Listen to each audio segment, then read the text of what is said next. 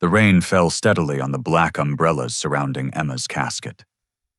I stood there, Troy Morrison, 68 years old, watching them lower my only daughter into the ground. She was 32. Brain cancer took her in just 4 months. As mourners filed past offering condolences, a man in an expensive suit approached. Brad Morrison, Emma's ex-husband, who'd vanished 8 years ago. "Sorry for your loss, old man," he said, his breath reeking of mint and arrogance. "But business is business. I'm still her husband, and that $27 million is mine." The next morning I sat in my living room, Emma's photograph, smiling at me from the mantel. The house felt impossibly quiet without her calls, her visits, her laughter filling these rooms. My hands shook as I held the legal document that had arrived by courier an hour ago. Brad's attorney was claiming full spousal rights to Emma's estate. I remembered that terrible day 8 years ago with perfect clarity. Emma had just turned 24, fresh out of MIT, with her computer science degree working endless hours on her cybersecurity project.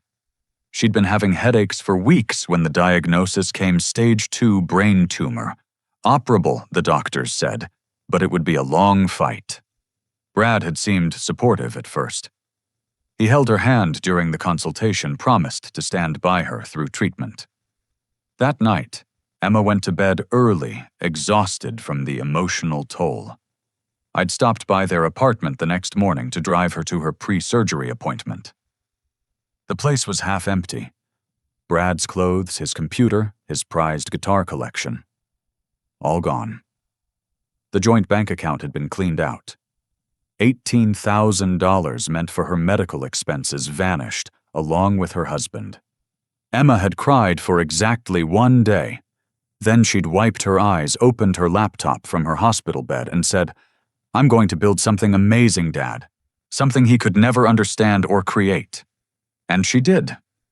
Secure Vault started as code written between chemotherapy sessions, refined during radiation treatments, perfected during recovery.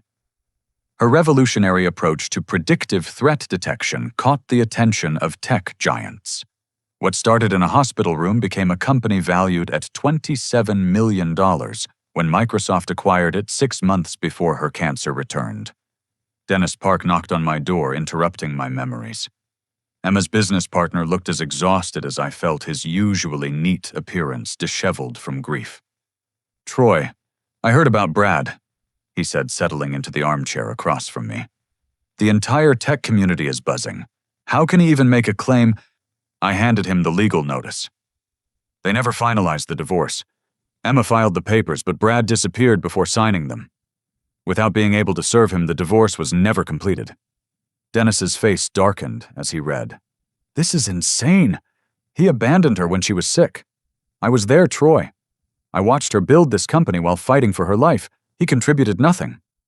Apparently, California community property law doesn't care about abandonment." I said, the words bitter in my mouth. "His attorney is claiming that any assets acquired during marriage are joint property."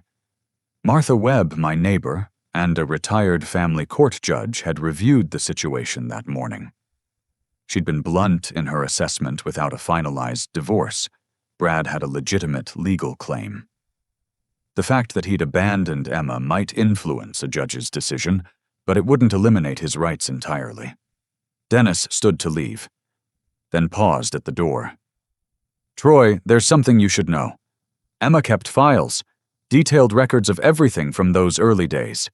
She once mentioned that Brad had tried to steal her initial code before he left. Said she had proof but didn't want to waste energy on revenge when she needed to focus on surviving." After Dennis left, I went to Emma's old room, still preserved from her visits home. In her desk drawer, beneath journals and photographs, I found a sealed envelope marked, "Just in case." My hands trembled as I opened it. Inside was a letter in Emma's careful handwriting and a USB drive. "Dad, if you're reading this, something has happened to me. And if I know Brad, he's probably shown up trying to claim what he thinks he deserves. The truth is, before he left, he copied my early prototype code and tried to sell it to 3 different companies. I have the emails, the proof of his betrayal. I never pursued it because I had bigger battles to fight. But I kept everything. Don't let him win, Dad. Don't let him profit from my life when he couldn't even stay for my fight. Love always, Emma. The USB drive contained a treasure trove of evidence. Screenshots of Brad's emails to competitors offering to sell revolutionary cybersecurity software for $50,000. Responses from ethical companies refusing to buy stolen code and warning they'd informed Emma. Bank records showing a mysterious $50,000 deposit to Brad's personal account 2 days before he vanished. I sat back in my chair, my investigator instincts awakening after years of retirement. Brad Morrison had made a crucial mistake. He'd returned to face the wrong father, one who'd spent 30 years as a private investigator before becoming a security consultant. One who'd learned that the best revenge was always served cold, with meticulous preparation and perfect timing. Looking at Emma's photo, I made a promise. He won't get a penny, sweetheart, and by the time I'm done, he'll wish he'd stayed gone. The game had begun, and Brad Morrison had no idea who he was really playing against. 3 days later, I walked into the imposing offices of Harrington and Associates in downtown Los Angeles. The 42nd floor conference room offered a stunning view of the city designed to intimidate. I'd worn my oldest suit, added a slight stoop to my walk, and practiced looking every one of my 68 years. Brad sat at the polished mahogany table like he owned the place. His Armani suit probably cost more than most people's monthly salary. The years had been kind to him physically. His hair was still thick, just touched with distinguished gray at the temples. But his eyes remained the same cold, calculating, predatory. "Troy," he said with false warmth. "I really am sorry about Emma. She was a remarkable woman." I noticed the gold watch on his wrist immediately, my father's Rolex given to Emma on her 18th birthday. A family heirloom Brad had apparently kept as a souvenir of his abandonment. Richard Harrington, Brad's attorney, was everything you'd expect from a lawyer who advertised on billboards. Slicked back hair perpetually tanned, and a smile that never reached his eyes. He laid out their case with practiced precision. "The marriage certificate is clear," Harrington said, sliding documents across the table. Brad and Emma Morrison were legally married in June of 2015. No divorce was ever finalized. Under California community property law, my client is entitled to 50% of all assets acquired during the marriage. James Rothstein, Emma's estate attorney, looked overwhelmed. He was competent for simple wills, but clearly out of his depth against Harrington's aggressive tactics. I'd kept him on, deliberately wanting Brad to think I was unprepared. "Your client abandoned his wife during a medical crisis," James countered weakly. "Surely that must factor into any decision." Brad leaned forward, his expression one of practiced sorrow. "I've regretted leaving every day for 8 years. The truth is, I couldn't handle seeing Emma suffer. I was young, scared, and I made a terrible mistake. But I never stopped loving her. I followed her success from afar, so proud of what she accomplished." The lies flowed smoothly, each word carefully rehearsed. I remained silent, playing the part of the grieving father too overcome to speak. Inside, I catalogued every detail, every tell that revealed Brad's true nature. Harrington produced a manila folder. "Furthermore, we have correspondence between my client and Emma from 2 years ago. She reached out to him expressing forgiveness and her wish that he be taken care of if anything happened to her. The emails were convincing at first glance. Emma's email address, her name messages, talking about forgiveness and second chances. But I knew my daughter. She never used double exclamation points. She never signed emails with XOXO Emma. And she certainly never would have written, 'You deserve half of everything for the pain I put you through.' These were forgeries likely created using her publicly available writing style from company blogs and press releases. Good ones, but not good enough to fool her father. I finally spoke, making my voice quaver slightly. "Those don't sound like Emma." Brad's mask slipped for just a moment. a flash of annoyance crossing his features. Grief can cloud our memories, Troy. I know this is hard to accept, but Emma and I had reconciled, at least emotionally. Sheila Grant, the court reporter Harrington had brought, typed every word with unusual attention. Most court reporters I'd encountered were efficiently bored, but she seemed actively engaged, her eyes sharp behind her glasses. I filed that observation away. "We're prepared to be generous," Harrington continued. "Given the circumstances, my client is willing to accept a quick settlement of $13 million, half of the estate, to avoid a prolonged legal battle that would be painful for everyone." "Generous!" James sputtered. "He vanished for 8 years."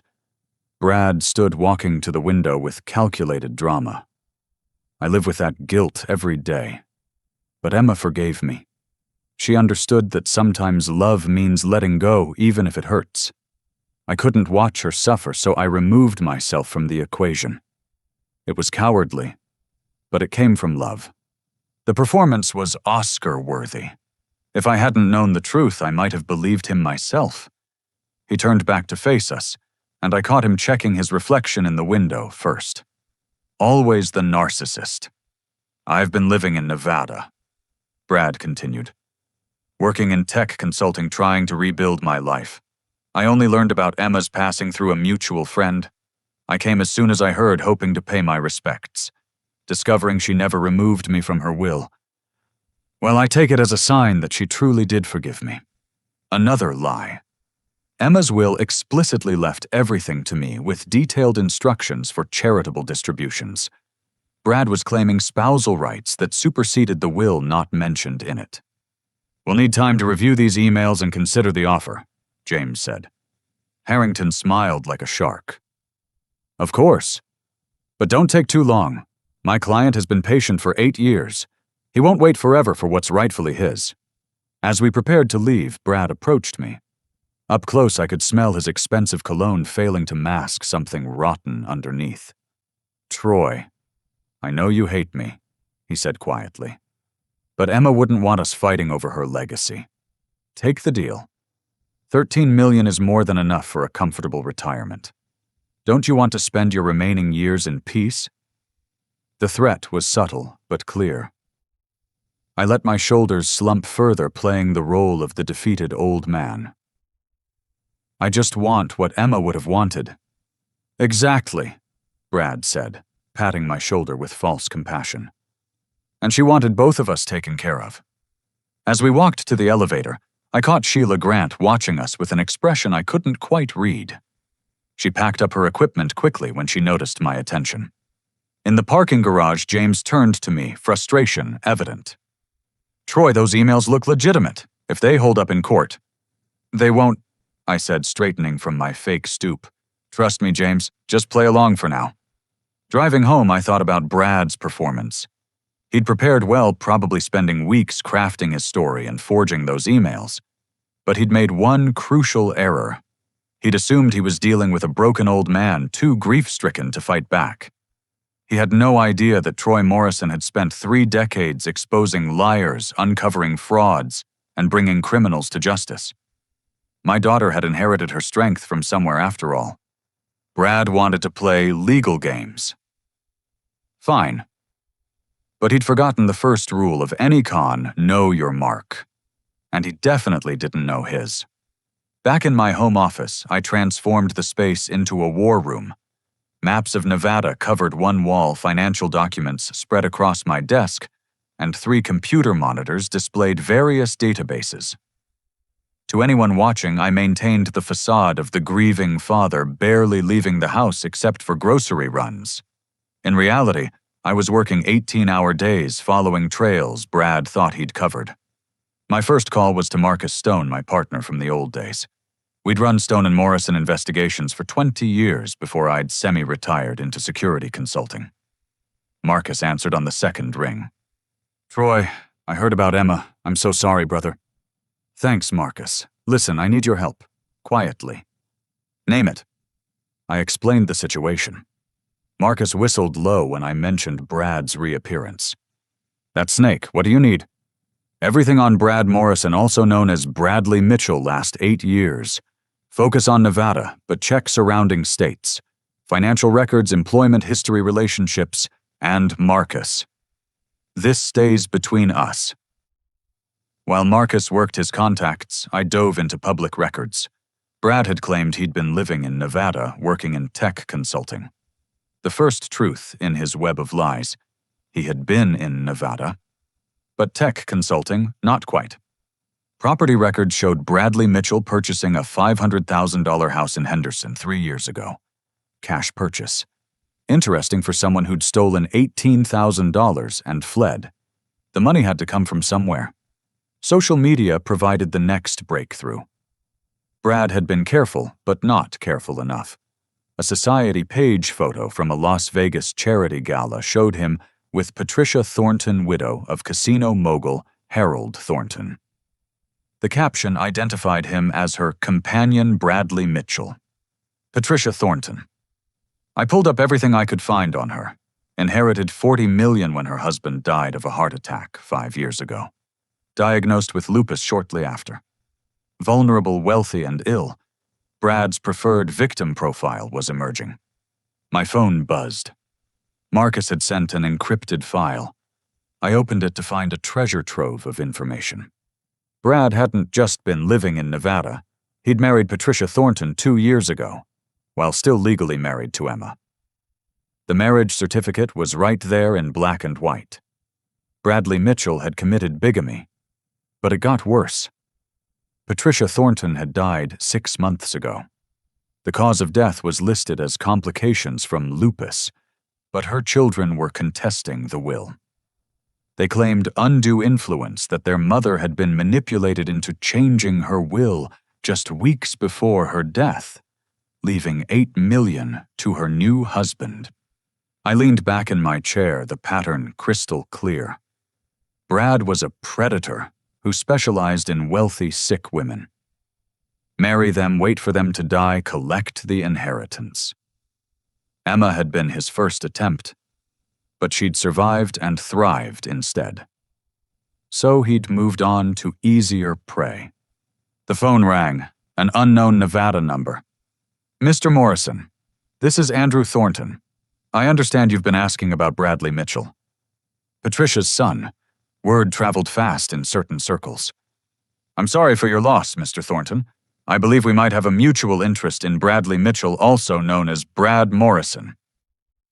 That bastard killed my mother. Andrew's voice was raw with anger. I don't care what the death certificate says. She was managing her lupus fine until he showed up. Then suddenly she's changing her will and dead within months.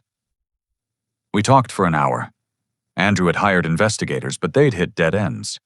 Brad had been careful using untraceable substances that mimicked lupus complications. But Andrew had something valuable. Recordings of his mother in her final days, confused and clearly over-medicated, talking about how Bradley was taking care of her medication. I'll send you everything, Andrew promised. If you can nail him for what he did to your daughter, maybe we can finally get justice for my mother too. The next few days blurred together. I reached out to contacts from my investigator days, calling in old favors. Gladys Murphy, a records clerk in Carson City, remembered Brad well. Oh yes, Bradley Mitchell, she said over the phone. Handsome fellow, very charming. Came in asking about marriage requirements. I remember because he specifically asked about name changes and how long records were kept. Seemed odd at the time. Each piece of information painted a darker picture. Brad had systematically created the Bradley Mitchell identity, complete with fake employment history and references. He'd studied Nevada's marriage laws, specifically choosing a state where bigamy was rarely prosecuted unless someone complained. But the most damning discovery came from an unexpected source. Sheila Grant, the court reporter from Harrington's office, called me at home. Mr. Morrison, I shouldn't be calling, but I can't stay silent. That man Brad Morrison, I've seen him before. 3 years ago, I did court reporting for a case involving an elderly woman named Dorothy Chen. Her family claimed her new husband was drugging her. The husband was Bradley Mitchell. Dorothy Chen. Another victim. I found the case files. She died before it went to trial, supposedly from dementia complications. Her estate worth $2 million went to her husband of 6 months. The family had dropped the case after her death, unable to prove murder. 3 women, 3 deaths, 3 inheritances. Emma would have been the first, except she'd fought back and survived. I compiled everything into organized files. Financial records showing Brad's sudden wealth after each death. The bigamy evidence, Andrew Thornton's recordings, the pattern of targeting wealthy, ill women. It was enough to destroy Brad in civil court, but I wanted more. I wanted criminal charges. That evening, I sat on my back porch thinking about Emma. She'd known Brad would come back if she died wealthy. How had she put it in her letter? If I know Brad, he's probably shown up trying to claim what he thinks he deserves. My brilliant daughter had seen this coming, which meant she might have left me more than just a warning. I went back to her letter, reading it again. The phrasing was specific. Don't let him win, Dad. Don't let him profit from my life when he couldn't even stay for my fight. Not just emotional words. Emma was precise in her language, especially in written form. She was telling me something. I returned to her room, searching more carefully this time. In her old computer science textbooks, I found another envelope, inside a single sheet of paper with what looked like random numbers and letters. But I recognized the pattern: location coordinates and a safety deposit box number. My daughter had left me breadcrumbs, knowing I'd need them someday. Even facing death, she'd been 3 steps ahead of the man who'd abandoned her. Tomorrow, I'd visit that safety deposit box. Tonight, I raised a glass of whiskey to Emma's photograph. You always were smarter than all of us, sweetheart. Let's finish what you started. The Bank of California branch in Westwood held secrets behind its mundane exterior. I arrived at opening time, Emma's key and documentation in hand. The safety deposit box was registered under Emma's company, requiring executive authorization to access. Fortunately, she'd made me a silent board member years ago. Just in case. Nina Patel, Emma's personal banker, met me with genuine sympathy. Troy, I'm so sorry about Emma. She was extraordinary. Thank you, Nina. I need to access box 7734. Her eyes widened slightly. The executive vault, of course. The box was larger than standard, stored in the bank's most secure section. When Nina left me alone in the private viewing room, I opened it with trembling hands. Inside were documents that took my breath away. Emma hadn't just built one company. She'd created an entire financial empire hidden beneath shell corporations and trusts. The visible $27 million from Secure Vault was merely the tip of the iceberg. A sealed envelope addressed to me sat on top. Inside, a handwritten letter and a small digital recorder. Dad, if you're reading this, then Brad has shown himself just as I knew he would. The Secure Vault sale is public knowledge. Bait for a very specific rat. The real assets are hidden, waiting for justice to be served. Press play and remember, I learned from the best. I pressed play on the recorder. Emma's voice filled the room, weak from her final battle, but still determined. Hey, Dad. By now you've figured out Brad's game. He's not the first con artist you've exposed, just the one who made it personal. The documents below detail the full structure. $53 million in cryptocurrency divided among 7 wallets. 14 patents for security software held by offshore companies. Real estate investments in Singapore and Switzerland. The total value is approximately $78 million. I had to sit down. Emma had built this while fighting cancer, while running Secure Vault, while maintaining the appearance of a simple tech entrepreneur. Her voice continued. The trusts are ironclad. They can only be accessed by you, and only after Brad Morrison is convicted of a crime. Any crime, Dad. I have faith you'll find something that sticks. Until then, the assets are frozen, generating interest but untouchable. Consider it motivation. The documentation was a masterpiece of legal engineering. Emma had worked with lawyers in 3 countries to create a structure that was both legal and utterly unpickable. The public-facing $27 million would go through probate subject to Brad's claims, but the hidden $78 million would remain protected until justice was served. I photographed everything, then returned the originals to the box. As I left the bank, my phone buzzed. Dennis Park sounding panicked. Troy Brad just showed up at Secure Vault with a court order. He's demanding access to all financial records as Emma's spouse. I drove to Secure Vault's offices in Santa Monica, maintaining my grieving father act despite my racing mind. The building's modern glass facade reflected the California sun, a monument to Emma's success. Inside, chaos reigned.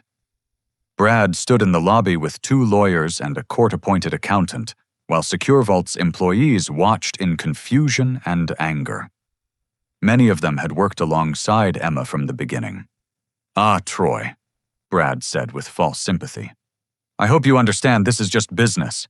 I need to ensure Emma's assets are properly valued for the estate." Gerald Fox, Secure Vault's CFO, looked ready to punch Brad. I caught his eye and shook my head slightly. We needed Brad confident and careless. "Mr. Morrison has a legal right to review the financial records," one of Brad's lawyers announced.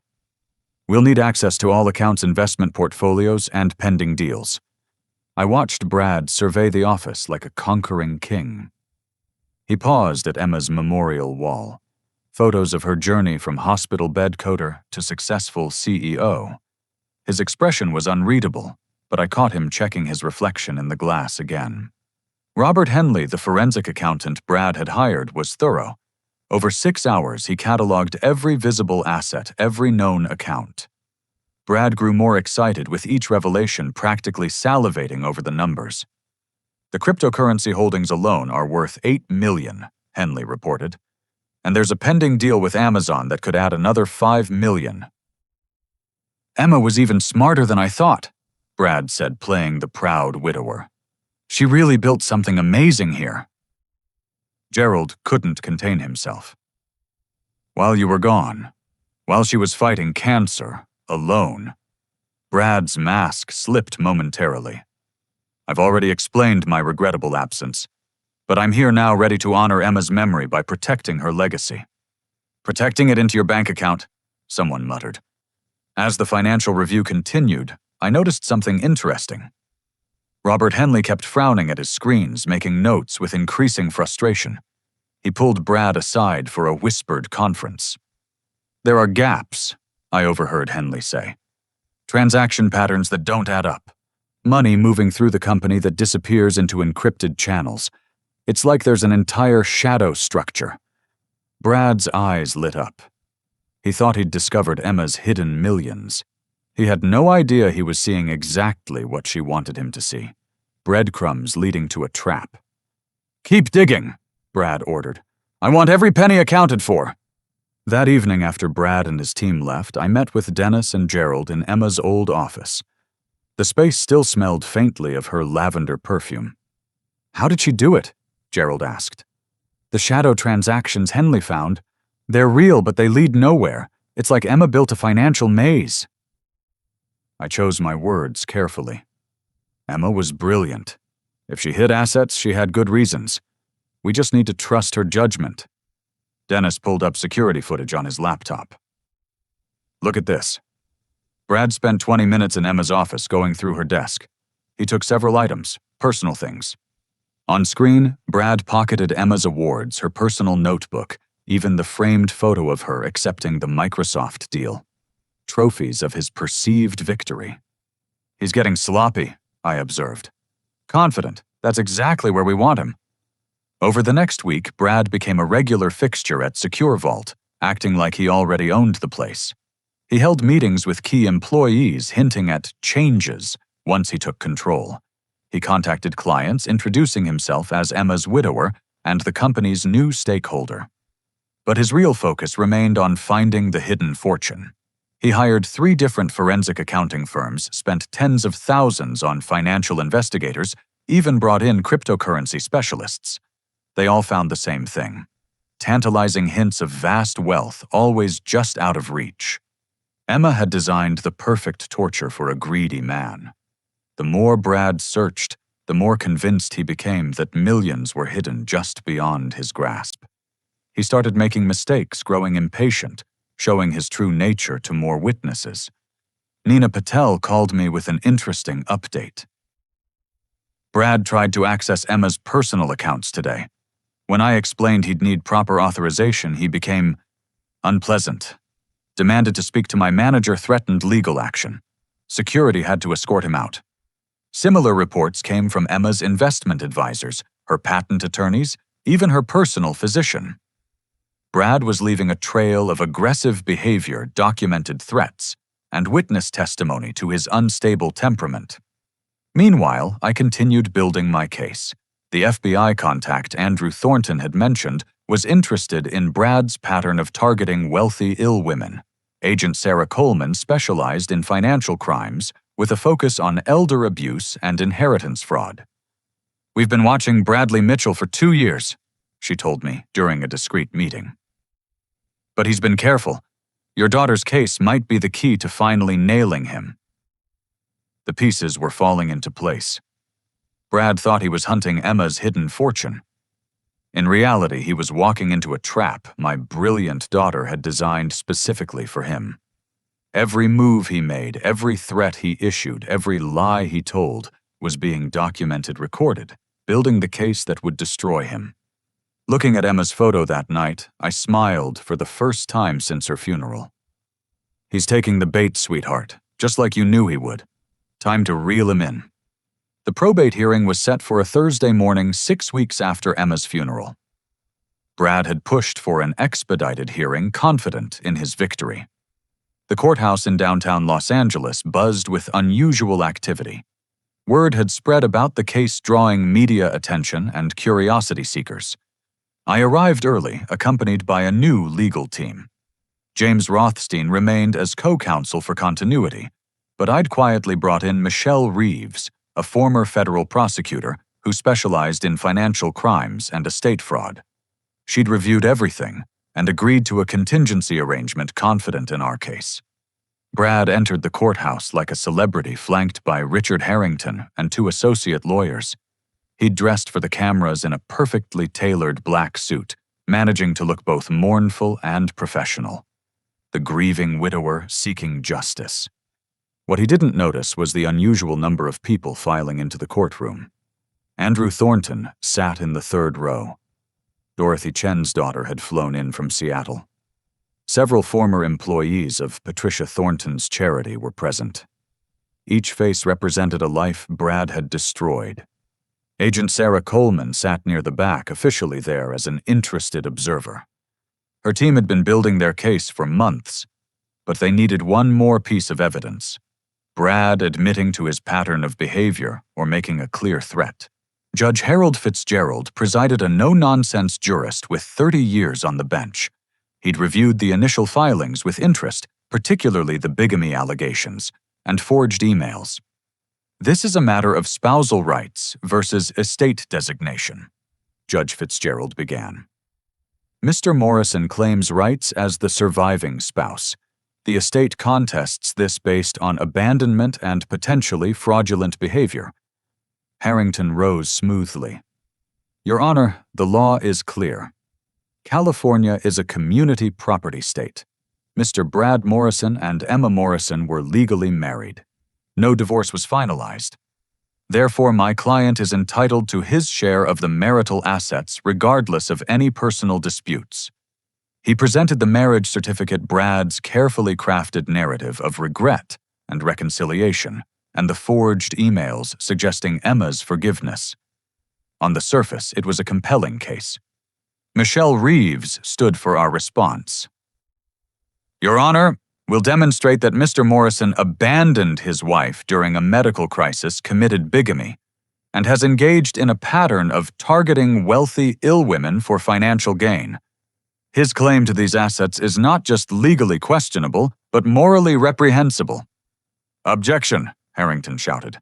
"Inflammatory and prejudicial." "I'll allow it," Judge Fitzgerald ruled. "Present your evidence, Ms. Reeves." We began with the bigamy. Marriage certificates, photographs, witness testimony established that Brad had married Patricia Thornton while still married to Emma. Brad's face remained calm, but I saw his jaw tighten. Next came the pattern of behavior. Andrew Thornton testified about his mother's sudden decline after meeting Bradley Mitchell. Dorothy Chen's daughter presented medical records showing unusual medication levels in her mother's system during her marriage to the same Bradley Mitchell. Objection. Harrington was on his feet again. These allegations are unproven and irrelevant to the matter at hand. Your Honor, Michelle responded, they establish a clear pattern of behavior directly relevant to Mr. Morrison's character and intentions toward Emma Morrison's estate. I'll allow it, but keep it focused on the current case, the judge warned. Brad was starting to sweat despite the air conditioning.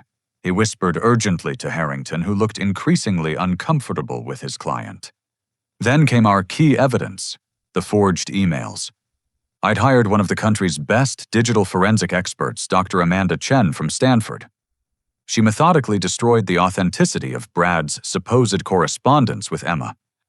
The metadata shows these emails were created 6 weeks ago, not 2 years ago, as claimed, Dr. Chen testified. Furthermore, linguistic analysis reveals patterns inconsistent with Emma Morrison's known writing style. The probability of authenticity is less than 3%.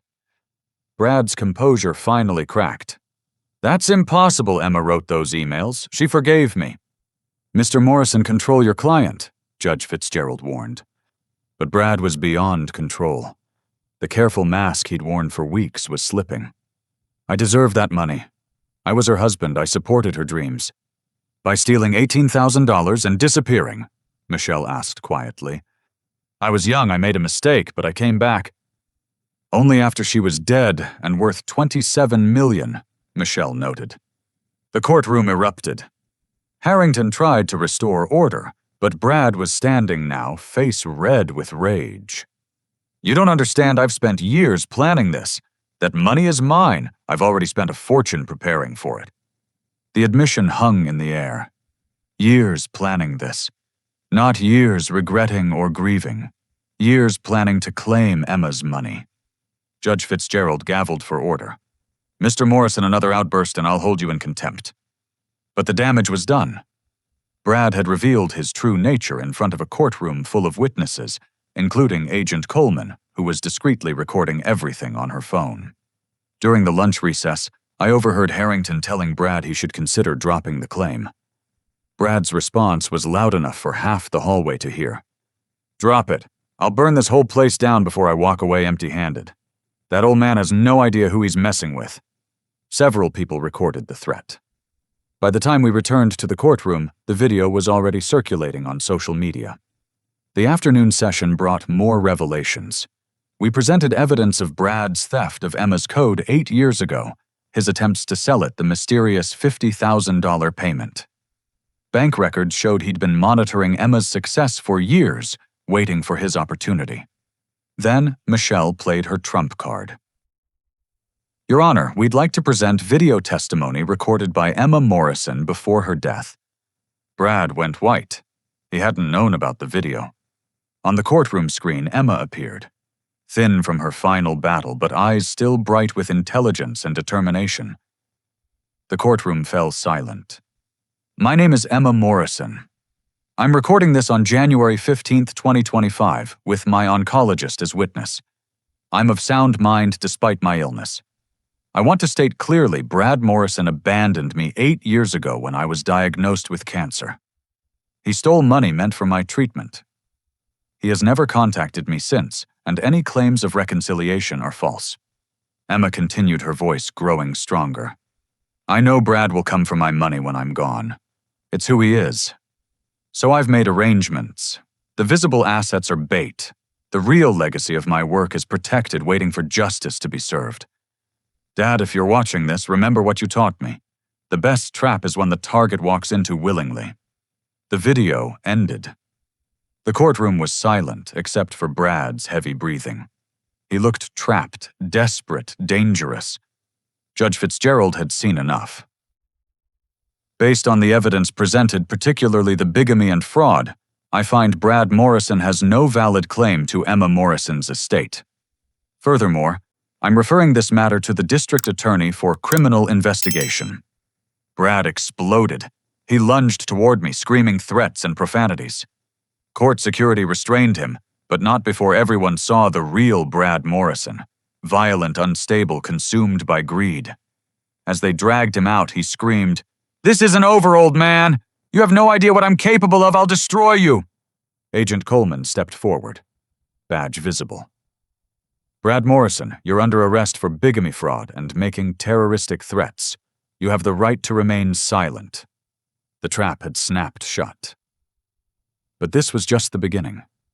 Brad had no idea how thoroughly Emma had orchestrated his downfall. The real revelations were yet to come. That evening, I visited Emma's grave with flowers. "First phase complete, sweetheart. Time for the grand finale." The criminal trial began 3 months later. The courthouse was packed, media coverage intense. Brad Morrison's story had captured public attention. The husband who abandoned his sick wife only to return for her millions. The additional charges of murder in the deaths of Patricia Thornton and Dorothy Chen had elevated it to national news. Brad entered in an orange jumpsuit and shackles a far cry from his Armani suits. His attorney was now a public defender, Harrington having withdrawn after Brad's assets were frozen. The years of easy money and careful grooming had given way to the reality of his situation. District Attorney Maria Gonzalez had built a devastating case. The FBI's investigation, led by Agent Coleman, had uncovered more victims across 3 states. Brad's methodology was consistent. Target wealthy women with serious illnesses, marry them, quickly gain control of their medications, and wait for nature to take its course. Except nature had help. Ladies and gentlemen of the jury. Gonzalez began, "We'll prove that Brad Morrison systematically murdered at least 3 women for their money, attempted to defraud the estate of Emma Morrison, and committed numerous counts of bigamy fraud and identity theft." The evidence was overwhelming. Financial forensics showed Brad's wealth perfectly correlated with his wives' deaths. Medical experts testified about the dangerous drug interactions found in Patricia Thornton and Dorothy Chen's systems, interactions that would have accelerated their conditions while appearing natural. Andrew Thornton's recordings of his mother were played. Her confused, slurred voice talking about how "Bradley gives me my special vitamins" was haunting. Security footage showed Brad purchasing those vitamins from underground sources. But the most damaging testimony came from Sheila Grant, the court reporter from Harrington's office. She hadn't been randomly assigned. She was an undercover FBI asset who'd been tracking Brad for months. "We knew Bradley Mitchell was suspicious," she testified. "But we needed evidence. When he hired Harrington and requested me specifically as court reporter, thinking I was just another service provider, it gave us the perfect opportunity to record his planning sessions." She produced recordings of Brad with Harrington discussing how to forge the emails, how to manipulate the legal system, even joking about previous successes with other women. Brad's own words condemned him. Throughout the trial, Brad maintained his innocence with decreasing conviction. His confident demeanor eroded day by day as witness after witness detailed his crimes. Former girlfriends testified about his pattern of targeting sick women. A cellmate revealed Brad had bragged about his foolproof system for inheriting money. Then came the day Emma's video was played again, this time the full version. After her statement about Brad's abandonment, she continued, "I've been investigating Brad for years. I knew he'd moved on to other victims. So I hired private investigators, worked with the FBI, gathered evidence. Everything is documented in files I've left with my attorney. I couldn't save Patricia Thornton or Dorothy Chen, but I can ensure justice for them." The courtroom gasped. Emma had been building this case while fighting her own death. She'd turned herself into bait, knowing Brad would come for her fortune, knowing it would finally expose him. Michelle Reeves, now assisting the prosecution, presented Emma's investigative files. Hundreds of pages of documentation, financial tracking, witness interviews.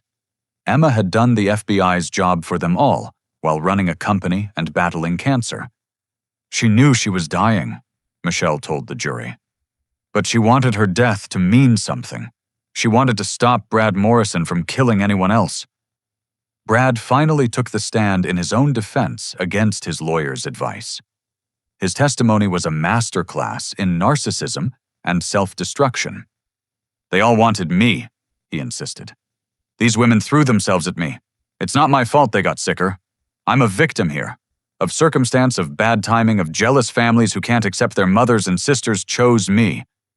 Under cross-examination, his story fell apart.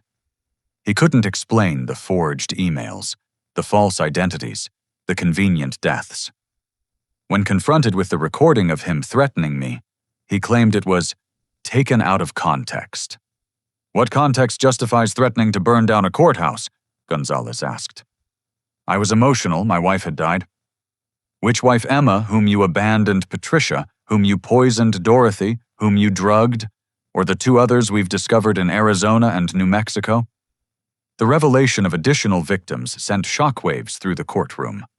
Brad's pattern extended back 15 years, starting with a college girlfriend who'd died mysteriously, leaving him her trust fund. As the prosecution rested, I was called as the final witness. I told the story of Emma's strength, her brilliance, her determination to see justice done even from beyond the grave. She knew Brad would come back, I testified. So she prepared.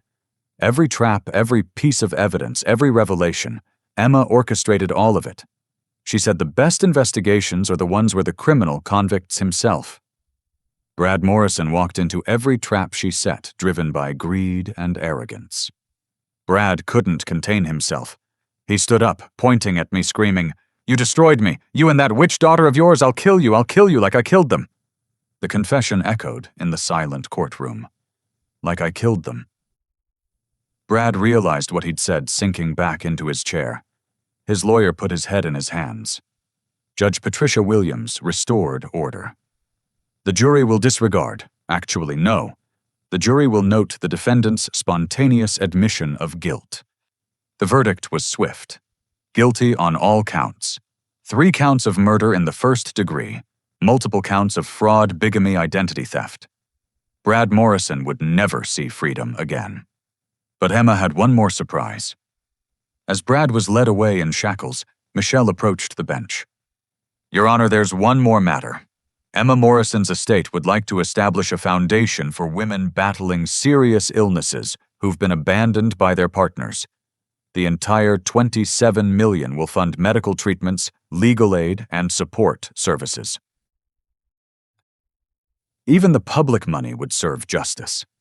Brad had killed for fortunes he'd never touch while his victim's legacy would save lives. Brad's final scream as they dragged him away was wordless rage. The man who'd thought himself so clever, who'd preyed on vulnerable women for years, had been brought down by one of his victims from beyond the grave. Outside the courthouse, Agent Coleman shook my hand.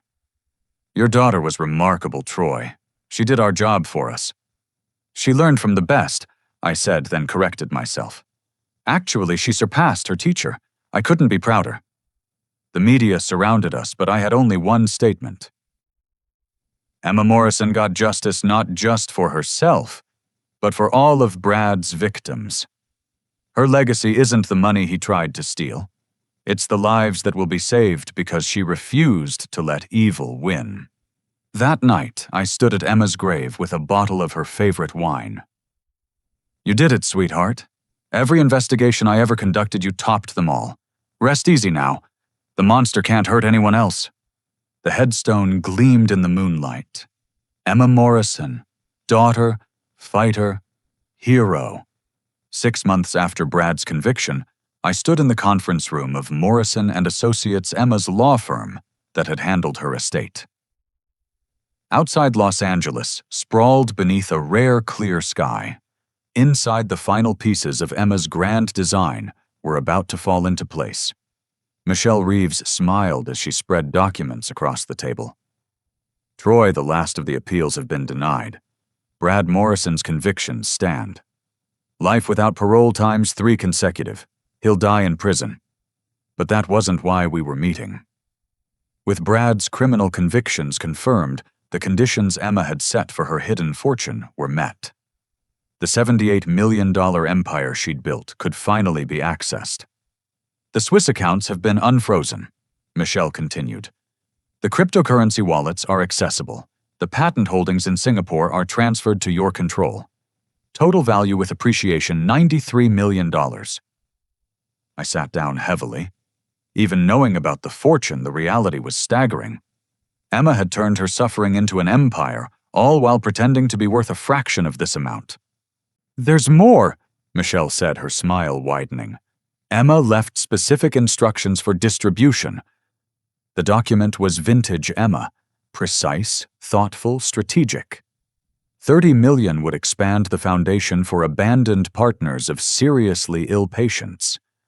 20 million went to cancer research, specifically brain tumor treatments. Another 20 million was divided among Brad's victims' families, not just Patricia Thornton and Dorothy Chen, but all 7 women the FBI had confirmed as his victims.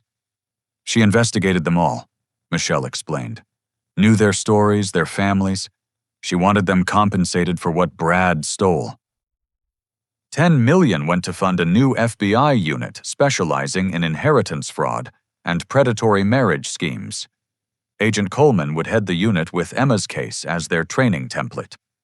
That left 13 million for me along with a letter. Dad, Emma had written, "This money comes with homework. Remember how you always said the best revenge is a life well lived, time to prove it. Travel, love, laugh. Find someone who makes you smile. Have adventures. Show Brad and everyone like him that they can't steal joy, only delay it. The foundation will need oversight. The FBI unit will need consulting. Stay busy, stay sharp, but most importantly, stay happy. You gave me strength when I needed it most. Now let me return the favor. Live, Dad. Live beautifully." I wiped my eyes hearing Emma's voice in every word. Even gone, she was still taking care of me, still teaching me. Andrew Thornton arrived for the victim's family meeting. He looked healthier. The weight of his mother's unsolved murder finally lifted. Behind him came Dorothy Chen's children, the Arizona victim's siblings, others who'd lived with questions until Emma provided answers. "Your daughter gave us closure," Andrew said simply, "and now she's giving us the means to honor our mothers properly." Each family had plans, scholarships in their mothers' names, charities supporting the illnesses that had made them vulnerable. Emma's money would ripple outward, creating good from evil's ashes. The Emma Morrison Foundation launched with a gala that drew celebrities, tech moguls, and survivors. Hannah Martinez, Emma's best friend, served as director. She pulled me aside during the event. "Troy, there's something Emma wanted me to tell you, but only after everything was settled." She took a deep breath. Before her diagnosis returned, Emma froze her eggs. She always wanted children, but knew she might not survive to have them. She asked if I'd consider being a surrogate, using a donor who matched the qualities she admired in you: intelligence, integrity, strength. I stared at Hannah, speechless. "I said yes," she continued. "If you're comfortable with it, if you want to be a grandfather, Emma's children could still exist. Her legacy could include actual life, not just good works."